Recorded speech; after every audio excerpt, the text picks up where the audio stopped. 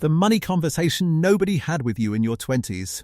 I followed every rule they gave me, and somehow I'm still behind. You know that feeling when you open your bank account and it's not even the number that gets you, it's that you can't explain where it went? You weren't reckless, but somewhere between rent, groceries, and that $47 charge at NAM you genuinely cannot identify, it just left. And the worst part is you feel like it's your fault, because everyone around you seems to have a Roth IRA and a down payment fund and some vague plan, and you're refreshing your checking account hoping it clears before Tuesday. Here's what nobody told you. The game changed. And the advice most of us grew up with, save money, avoid debt, work hard, wasn't wrong exactly. It was written for a different economy, one that doesn't exist anymore. This is the conversation that should have happened before you signed your first lease. Let's have it now. Point 1. The system got harder. One number that broke something in my brain. The median age of a first-time homebuyer in 2024 was 38. In the 1980s, it was late 20s. That milestone moved by nearly a decade in one generation,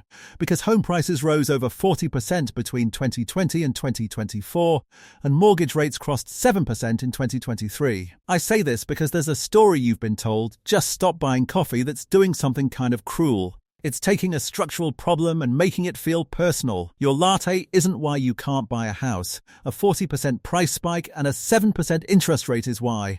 Knowing the difference matters more than any budgeting app. Point 2. Nobody taught you the difference between saving and investing, and it's costing you. Here's the one that sounds wrong before it sounds right. The person who starts investing small amounts at 22 can end up with more money than someone who saves aggressively but starts at 32, even if the 32-year-old puts in more total dollars. That's compound interest. Your returns earn returns. Over decades, the math becomes almost unfair in your favor if you start. The S&P 500 has historically averaged around 10% annual returns over long periods.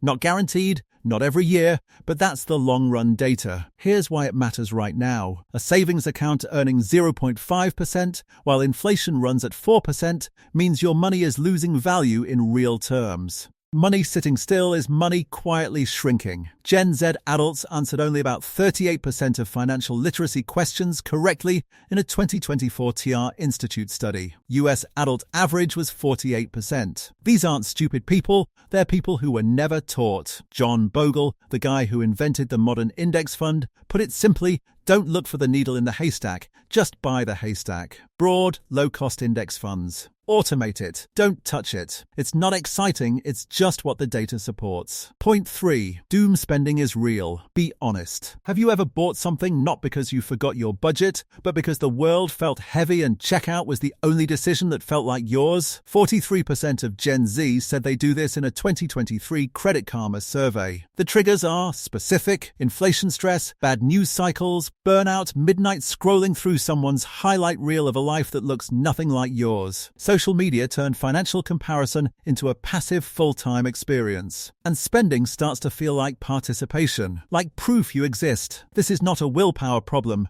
It's your nervous system doing exactly what it does under chronic low-grade stress, finding the one frictionless button that delivers relief. Understanding why you spend emotionally is more useful than shaming yourself for it. Shame doesn't change behavior, it just adds more stress to the pile that was already causing the spending. Here's the only reframe that actually matters. You're not bad with money. You were just never taught money. Those are completely different problems with completely different solutions. We got a complicated economy and a simple rulebook that didn't match it. Feeling behind isn't proof you failed, it's proof the conversation came too late. And there's one tool most people in their 20s already qualify for right now. That's genuinely one of the most powerful things available to you, and almost nobody knows they have access to it. That's the next video.